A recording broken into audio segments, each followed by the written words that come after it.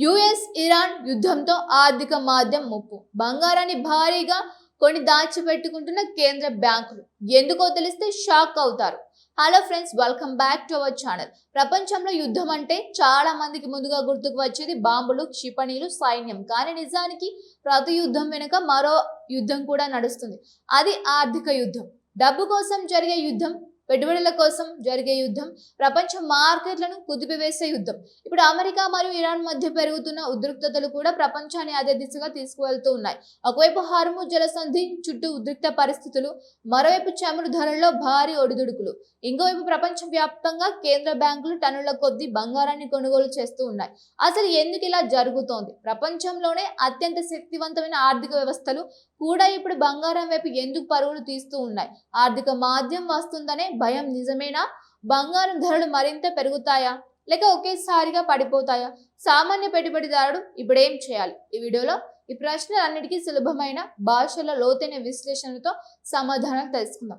వీడియోని చివరి వరకు తప్పకుండా చూడండి, ఎందుకంటే చివరిలో ప్రస్తుతం ప్రపంచంలోని అత్యంత ధనిక దేశాలు అనుసరిస్తున్న ఒక వ్యూహాన్ని మీతో పంచుకోబోతున్నాం. ఇది తెలుసుకుంటే బంగారం అంటే కేవలం ఆభరణం మాత్రమే కాదు, ప్రపంచ ఆర్థిక వ్యవస్థకు బీమా అనే విషయం మీకు స్పష్టంగా అర్థమవుతుంది. ప్రపంచంలో ఏ యుద్ధం జరిగినా మొదట ప్రభావం పడేది ఇంధన మార్కెట్ మీదే. ఎందుకంటే ఆధునిక ప్రపంచం మొత్తం ఇప్పటికీ చమురు పైన ఎక్కువగా ఆధారపడి ఉంది. పరిశ్రమలు నడవాలన్నా, విమానాలు ఎగరాలన్నా, నౌకలు ప్రయాణించాలన్నా, సరుకులు ఒక దేశం నుంచి మరో దేశానికి చేరాలన్నా చమురు అవసరం. అందుకే చమురు సరఫరాలో చిన్న అంతరాయం వచ్చిన ప్రపంచ మార్కెట్లు ఒక్కసారిగా ఆందోళన చెందుతాయి. ఇప్పుడు హార్ముజ్ జలసంధి ప్రపంచ దృష్టిని ఆకర్షించడానికి కూడా ఇదే కారణం. ప్రపంచంలో ఉత్పత్తి అయ్యే చమురులో గణనీయమైన భాగం ఈ జలసంధి గుండా ప్రయాణిస్తుంది. ఒకవేళ అక్కడ ఉద్రిక్తతలు పెరిగితే చమురు సరఫరా మందగించే ప్రమాదం ఉంటుంది. ఇప్పుడు చమురు ధరలు పెరిగితే రవాణా ఖర్చులు పెరుగుతాయి, పరిశ్రమల ఉత్పత్తి వ్యయం పెరుగుతుంది, చివరకు ప్రతి వస్తువు ధర పెరుగుతుంది. దీనిని ద్రవ్యోల్బణం అంటారు. ద్రవ్యోల్బణం పెరిగితే కేంద్ర బ్యాంకులు వడ్డీ రేట్లను తగ్గించలేవు, అవసరమైతే పెంచుతాయి కూడా. వడ్డీ రేట్లు పెరిగితే రుణాలు ఖరీదవుతాయి, పెట్టుబడులు తగ్గుతాయి, వ్యాపారాలు మందగిస్తాయి, చివరకు ఆర్థిక వృద్ధి కూడా నెమ్మదిస్తుంది. ఇదే కారణంగా ఇప్పుడు ప్రపంచ వ్యాప్తంగా ఆర్థిక మాంద్యం గురించి చర్చ మొదలైంది. అయితే ఇప్పుడు మరో ఆసక్తికరమైన విషయం కూడా కనిపిస్తోంది. యుద్ధం భయం పెరిగిన ప్రతిసారి పెట్టుబడిదారులు బంగారం వైపు ఎందుకు వెళ్తారు? దీనికి సమాధానం చాలా సులభం. బంగారం అనేది వేల సంవత్సరాలుగా విలువను నిలబెట్టుకున్న ఆస్తి. కరెన్సీలు మారాయి, ప్రభుత్వాలు మారాయి, సామ్రాజ్యాలు కూలిపోయాయి, కానీ బంగారం విలువ పూర్తిగా మాయమైన సందర్భాలు చరిత్రలో చాలా అరుదు. అందుకే ప్రపంచంలో అనిశ్చితి పెరిగినప్పుడు పెట్టుబడిదారులు సురక్షితమైన ఆస్తిగా బంగారాన్ని ఎంచుకుంటూ ఉంటారు. ఇది మన భారతీయులకు కొత్త విషయం కాదు. మన ఇంట్లో కూడా పెద్దలు బంగారాన్ని నగగా కాకుండా అవసర సమయాల్లో ఆదుకునే ఆస్తిగా భావిస్తారు.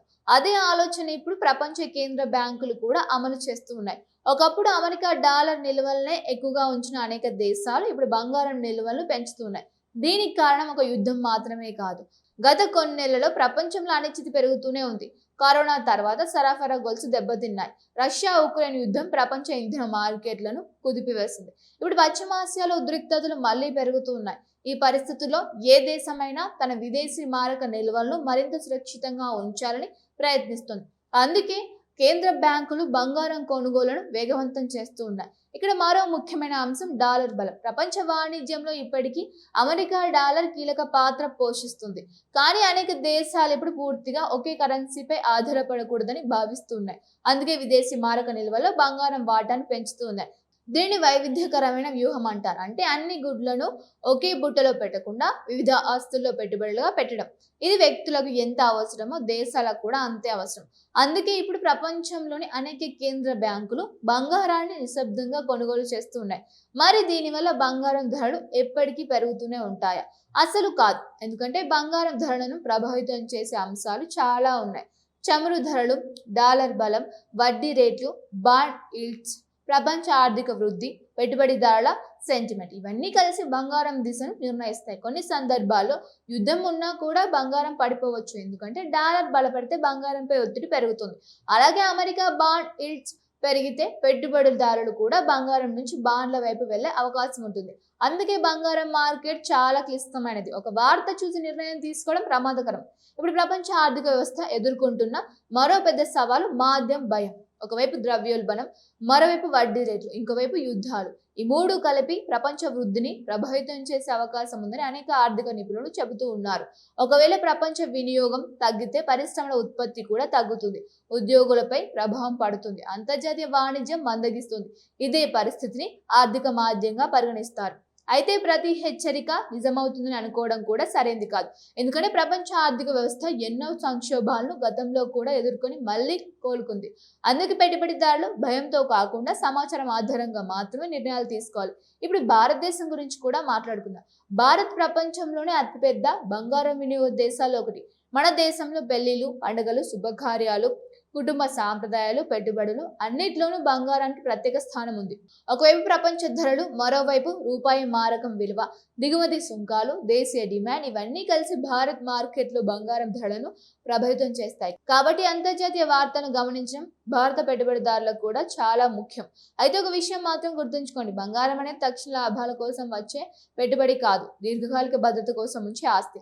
అందుకే చాలా మంది ఆర్థిక నిపుణులు మొత్తం పెట్టుబడుల్లో కొంత భాగాన్ని మాత్రమే బంగారంలో ఉంచారని చెబుతూ ఉన్నారు. మొత్తం డబ్బునంతా ఒకే ఆస్తిలో పెట్టడం ఎప్పుడు మంచిది కాదు. చివరిగా ఒక ప్రశ్న, ప్రపంచంలోని కేంద్ర బ్యాంకులు నిశ్శబ్దంగా బంగారం కొనుగోలు చేస్తున్నప్పుడు మనం ఏం అర్థం చేసుకోవాలి? వారు భవిష్యత్తు గురించి ఆలోచిస్తున్నారు. అనిశ్చితి పెరిగితే అవకాశాలను ముందుగానే అంచనా వేస్తున్నారు. అదే పాఠం ప్రతి పెట్టుబడిదారుడు కూడా నేర్చుకోవాలి. వార్తలు చూసి భయపడడం కాదు, వాటి వెనుక ఉన్న కారణాలను అర్థం చేసుకోవడం ముఖ్యం. యుద్ధాలు వస్తాయి, ఉద్రిక్తతలు పెరుగుతాయి, మార్కెట్లు పడిపోతాయి, మళ్ళీ కోలుకుంటాయి కూడా. కానీ సరైన సమాచారం, ఓర్పు, వైవిధ్యమైన పెట్టుబడులే దీర్ఘకాలంలో విజయాన్ని నిర్ణయిస్తాయి. రాబోయే రోజుల్లో అమెరికా, ఇరాన్ పరిణామాలు, చమురు ధరలు, ద్రవ్యోల్బణ గణాంకాలు, కేంద్ర బ్యాంకుల నిర్ణయాలు ఇవన్నీ ప్రపంచ బంగారం మార్కెట్ దిశను నిర్ణయించుకున్నాయి. అందుకే రాబోయే కొన్ని వారాలు పెట్టుబడిదారులకు అత్యంత కీలకంగా మారుతూ ఉన్నాయి. Thank you for watching. ఈ వీడియో మీకు నచ్చితే లైక్ చేయండి, మీ ఫ్రెండ్స్తో, ఫ్యామిలీతో షేర్ చేయండి.